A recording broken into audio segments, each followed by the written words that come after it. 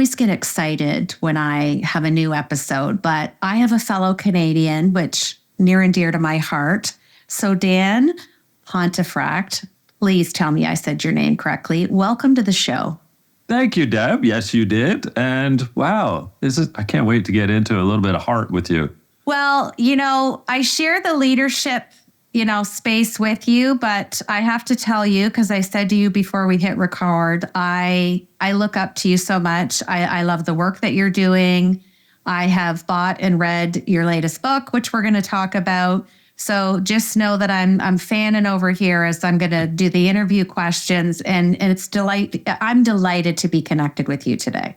Oh, come on. What you're doing is what we need more of. People putting themselves out there and saying, hey, there could be a better way. So I'm sure we're going to just share a tea and have a lovely chat about love, Absolutely. Heart, and work. Absolutely.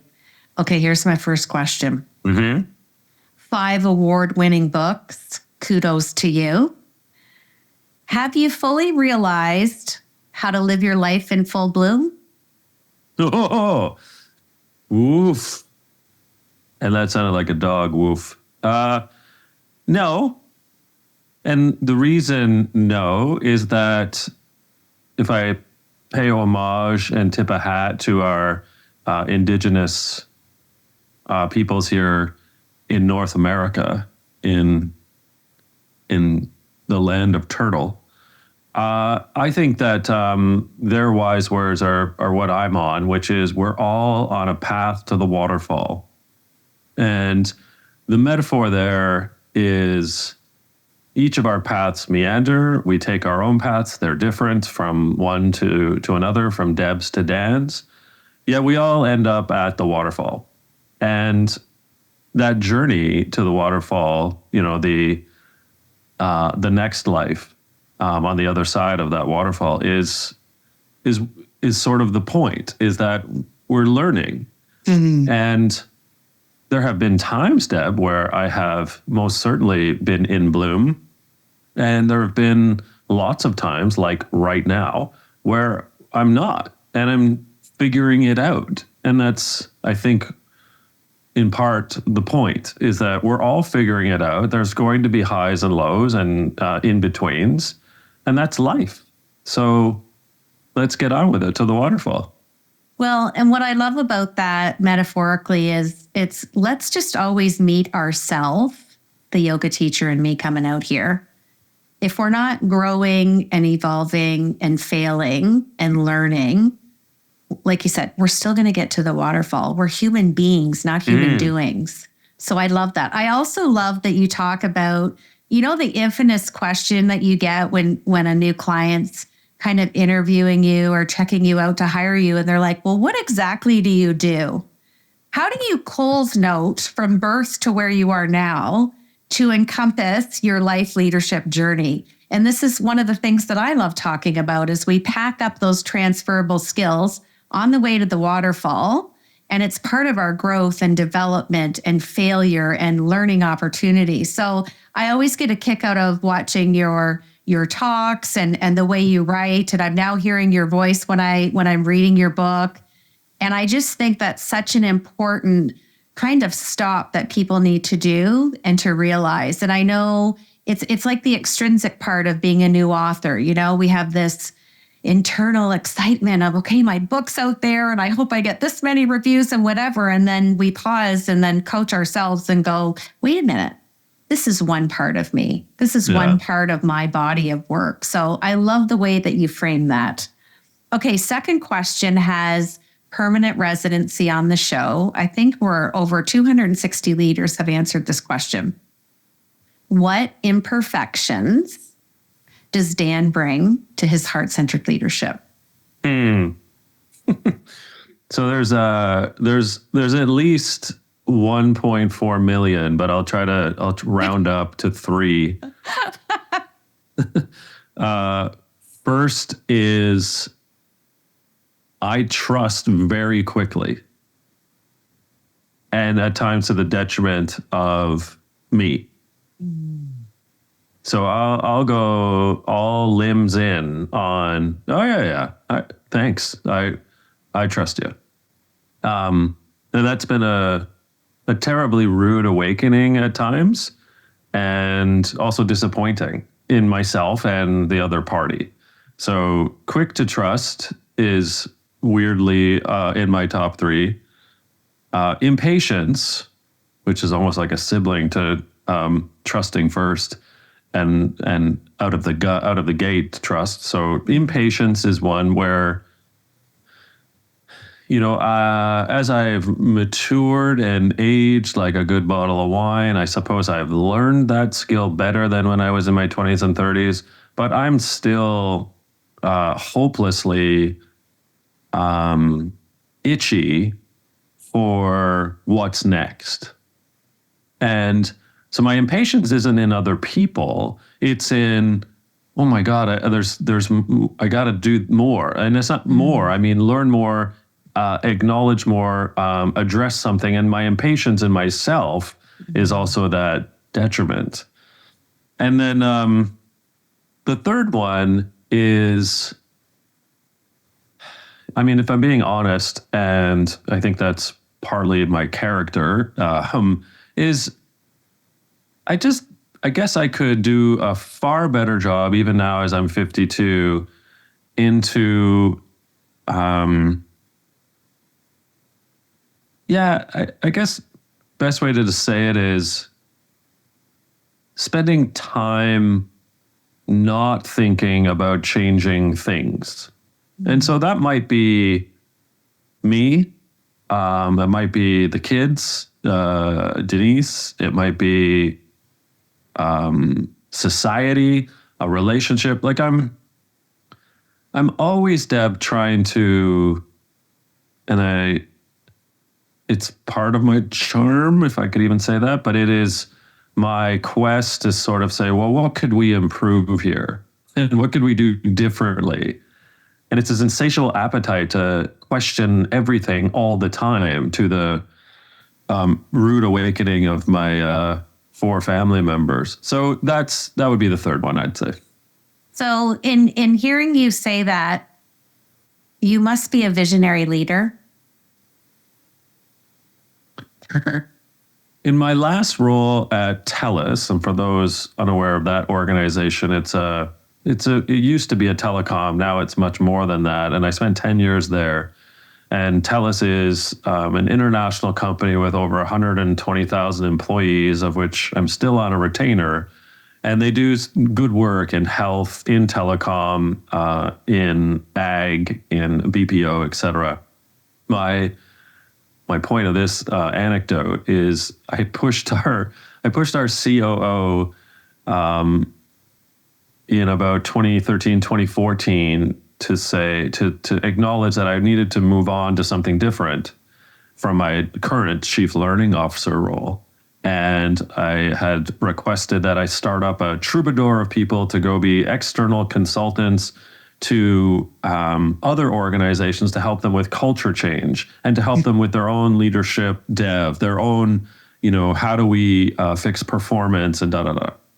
But I said, I'd like to make up a word for my title. And Josh is like, what do you want to call that? I said, well, I'd like to become the chief envisioner. And he sort of looks at me and he's like, that's not even a word. I said, I know, but that's actually the point, is that I truly believe that part of my character is to envision how we might do things differently, if that's a client or whether that's TELUS.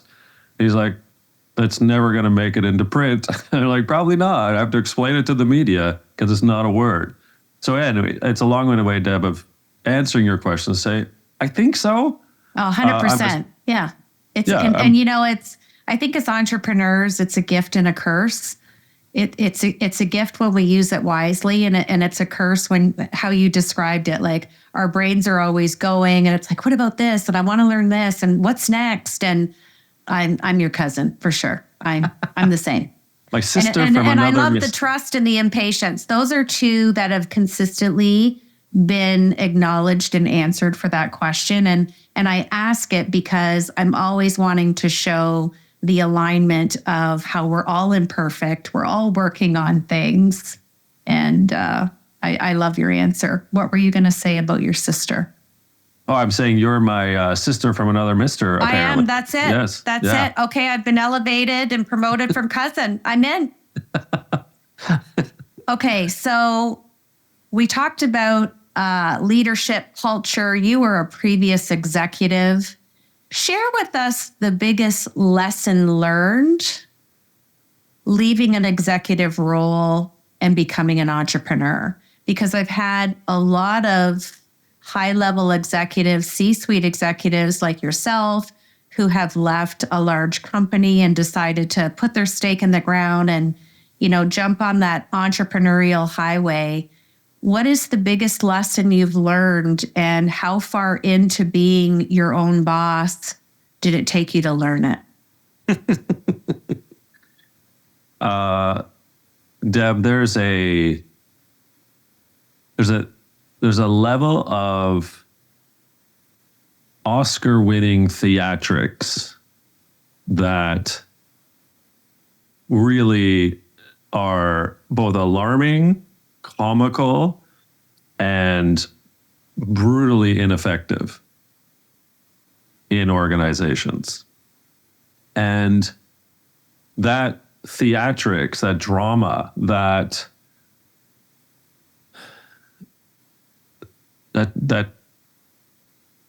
willingness for someone to not be real, that drive to almost read lines out of a script that aren't even factual. Mm-hmm. And so to me, it took a while to decompress, but there are reasons for it, I suppose. Deb, so the individuals who have to play up to certain personas and characters in order to survive, to get what they need, to get that budget, that request, that whatever, to appease, to placate, to extend a fake olive branch. There's a lot of survival in corporate land. Well said. And then the flip side, right, is in the receiving of it when, the leader or leaders or whomever are demonstrating that drama because of their hubris or their the tyranny of power. Mm-hmm. And so you have to sort of recognize, and it's not systemic pervasive. It's just that there are pockets of it, and it's weird. Like, I don't know why people think they can't just be themselves and be human and empathic and so on. The last sentence of the introduction in my book says, "You don't need initials after your name to be kind." See, that's precisely. And the way you just described that is my daily conversations, which I know you join me in that. The extrinsic value that is still alive and well and foundational in business acumen in 2024 amazes me. And I come from the medical world. And corporate wellness used to be me mitigating short-term disability claims. Dan would call and say, "Deb, let's get Rose back to work. I heard you're great at getting people back to work." Fast forward now, post-COVID, in the leadership space, corporate wellness is employee retention. And it's fascinating. So I can see us having another conversation. And I love the way you framed that. And it's seriously a conversation I have every day.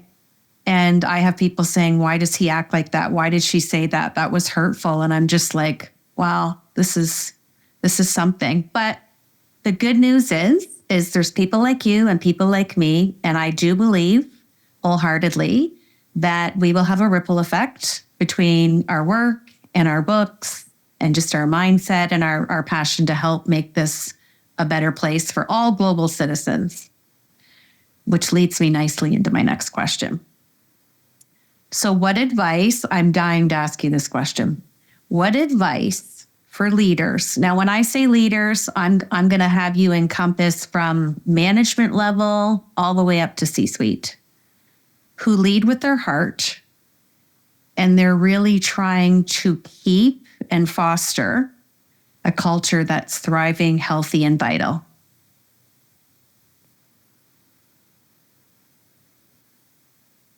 What's on the top of that brilliant mind? I could see it. I can see it working. One of the words that just popped into mind is an anagram, actually, and it sounds childish, but Deb, when you have the word listen, and it's overly used, it's like, oh, you should listen to your people. Yeah, you should, but listen is also an anagram for silent. And what we're not doing enough of as leaders is listening and being silent, as opposed to what happens is, you're kind of paying attention, you're half on your phone, you're thinking about the next meeting, so you're not present. There's not clarity of concern. And when you lack that clarity of concern, and thus you're not truly listening, thus you're not truly silent. And what I mean by silent is obviously that clarity, that focus, a purpose for the intention of listening, so that that individual has the ability to pop off, to give accolade to someone, to ask questions. Obviously, there's an irony there with me saying be silent and be listening. But that's the kind of thing, is that we become so peripatetic leaders in the from one to the next, from one meeting to the next, from one action item to the next, from one quarter to the next, from 1 week to the next. It's just next, next, next. So what's the next? Well, Gord Downie, sort of former lead singer of the Tragically Hip, had this wonderful line. And in a poem, he wrote, "We are the next us." And we kind of always noodled that line often in the sense of, well, what's the we in that? I'm going back to the organizational leadership example here, right? So the we is me and you in our one-on-ones, or me and the team in the team meetings, or in the strategy meetings, or in the strategic planning meetings, or in the brainstorming meetings, or in the hallway walks, like whatever the case may be. Where's the listen? If we're the next us, then we have to figure out what that is as leaders. So we have to define what we means to be that next us. And that next us, I hope, is that listen and silent anagram, to have clarity of concern, focus for the person and the team in the moment and the long term, rather than jumping from next to next. How's that? And if that's not the definition of collective growth, I don't know what is. That's beautiful. And I am a big hip fan. So see, we're Canadian. We do things like this. It's not just about back bacon and maple syrup. We have the hip. This is true. Okay, here's the fun part. We're going to switch to my Fab Four, just 4 fun questions. I don't want you to think, just whatever's on the top of that frontal lobe. We just want it to come out. First question. So, okay, John Paul, George Ringo. What phrase or word shows up daily in your leadership language? Purpose. Name a book that you've read at any juncture in your life. What was the name of the book? Who's the author? And why was it impactful? At any junction in my life. God, there's been so many, honestly.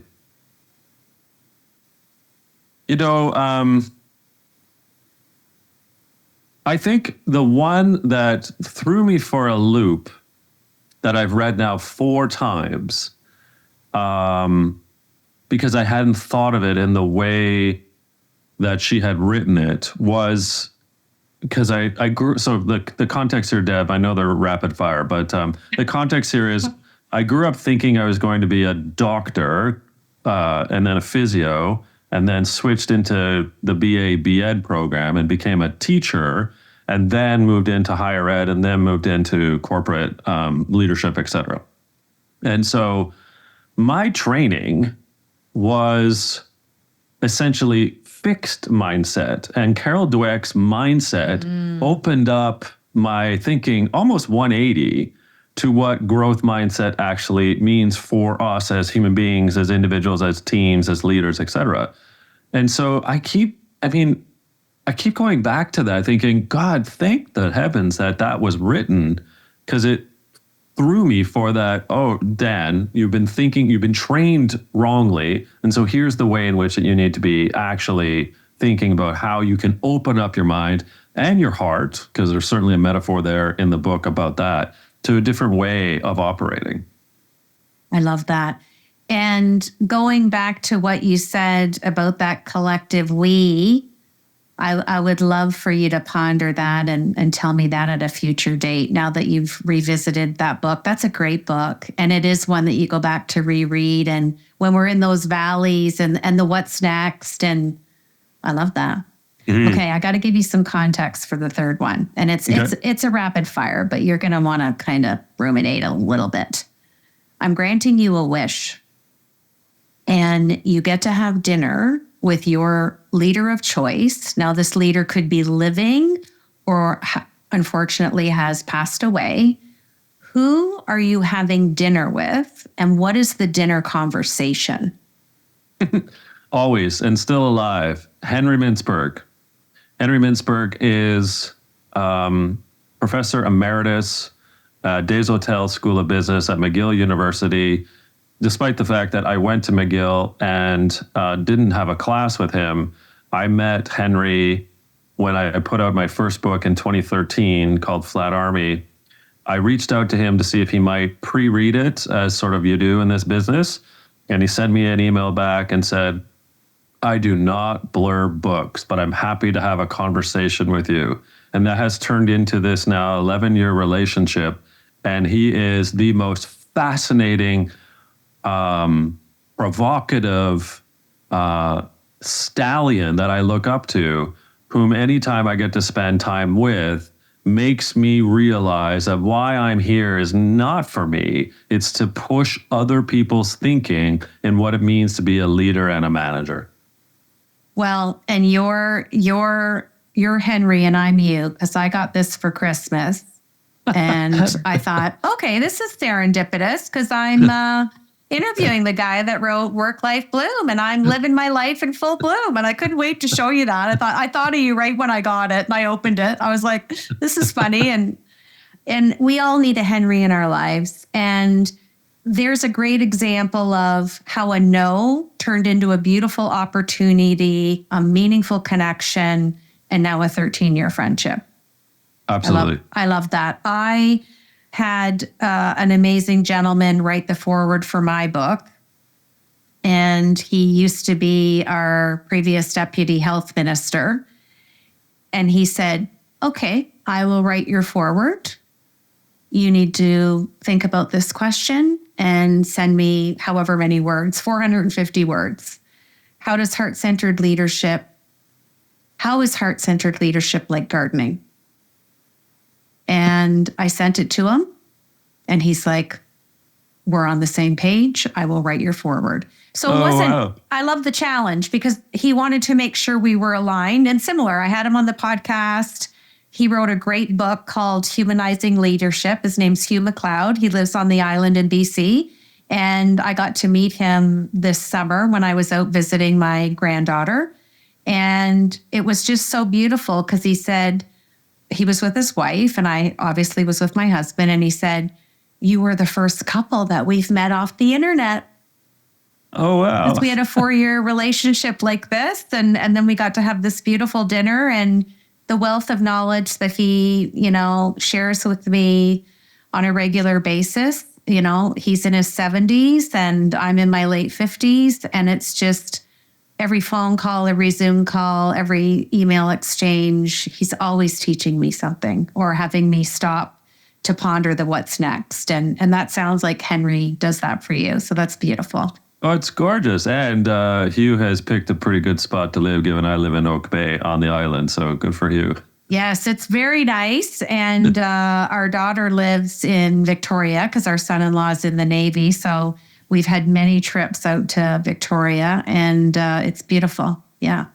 Amazing.